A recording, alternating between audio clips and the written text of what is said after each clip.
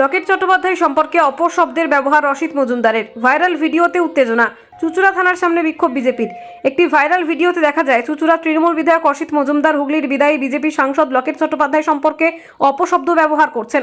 অসিতকে বলতে শোনা যায়, আরে ভাই, ওকে মমতা বন্দ্যোপাধ্যায়ের চেয়ারটা নিতে বলুন না, বিজেপিতে আছে কেন, 2 নম্বরই মাল, বিজেপির সাথেও আছে, তৃণমূলের সঙ্গেও আছে।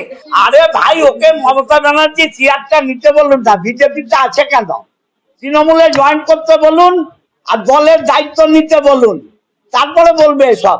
ও আছে বিজেপিতে আর ঠিকা নিয়েছে তৃণমূলের, তার মানে বুঝতে পারছেন তো, 2 নম্বরই মাল, দুগ্গি মাল তৃণমূলের সাথেও আছে, আবার বিজেপির সাথেও আছে।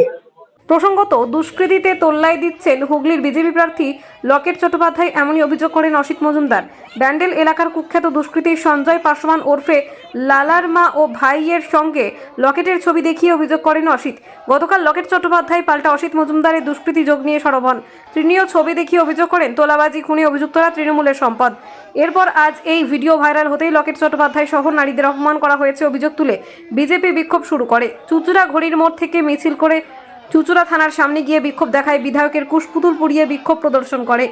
থানার গেট আটকে দাঁড়িয়ে থাকে বিশাল পুলিশ বাহিনী, র্যাফ।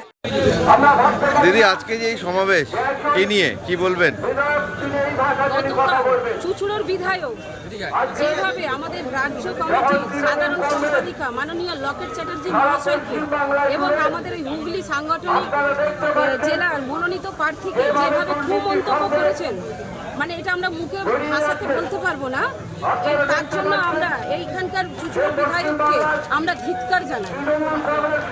এই কুমন্তব্য করার জন্য আমরা মহিলারা বিক্ষোভ কর্মসূচি করছি। উনি তো একবার না বারংবারই উনি বলেছেন, গতবার যখন উনি প্রার্থী ছিলেন, জেতা প্রার্থী, সেই সময় উনি অনেক মন্তব্য করেছেন।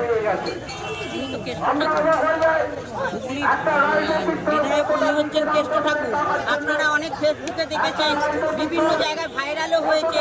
উনি মহিলাদের কোমরে হাত দিয়ে এরকম বিভিন্ন মানে মহিলাদের সঙ্গে, মানে উনি যে কি 1 নম্বর লোক, যে মহিলাকে 1 নম্বর, আমাদের সাংসদকে যে 1 নম্বর লোক বলছেন, উনি আগে নিজের চরিত্রটা দেখুন, তারপর আমাদের সাংসদকে বলবেন। আগে নিজের চরিত্রটাকে সমাজে দেখা, তারপরে আমাদের সাংসদকে নোংরা ভাষা এরকম কুটুক্তি মন্তব্য করতে বলবেন। যদি অবিলম্বে যদি না লকেটদির কাছে ক্ষমা চায়, আমরা বৃহত্তর আন্দোলন করব আর আমাদের চুঁচুড়া শহর থেকে ওনাকে তাড়িয়েই ছাড়বো। কি নাম? সবিতা মণ্ডল, মহিলা মোর্চা জিএস।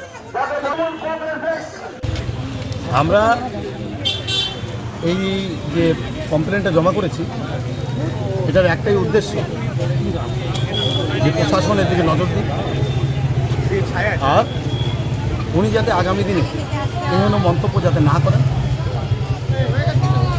সেটার জন্য আমরা ওনাকেও বলতে চাই এই মন্তব্য যদি হয়, আমরা বোধহয় একটু বেশি করে নামতে বাধ্য হব। এই জায়গাটা ঠিক নেই, কারণ মা জাতিকে অপমান করা মানে কি, আমাদের পুরো সমস্ত মানে মাতৃগর্ভকে অপমান করা আছে। ওনার নিজস্ব মাও আছে, তো সময় এইভাবে যে কি দুগ্গি নাকি কীসব, মাকে কোনোদিন পণ্য সামগ্রী বা মালের সঙ্গে তুলনা করা যায়? আমরা রাজনীতি করি, রাজনীতি মানে সমাজসেবা মানে মানুষকে সেবা।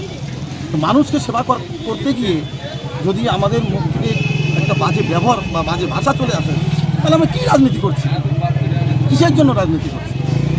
তো আমি চাইব না, উনি যে যত বয়স আছে, আমাদের সম্মানীয় ব্যক্তি আছে, তো উনি আর ভাষাটাকে ঈশ্বরকে প্রার্থনা করি, ঈশ্বর ওনার জন্য চৈতন্য দিন।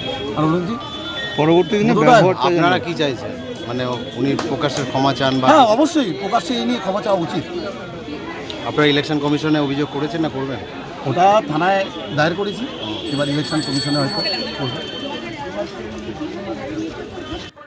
আয়েশা আলমের রিপোর্ট, বেঙ্গল আনলিমিটেড।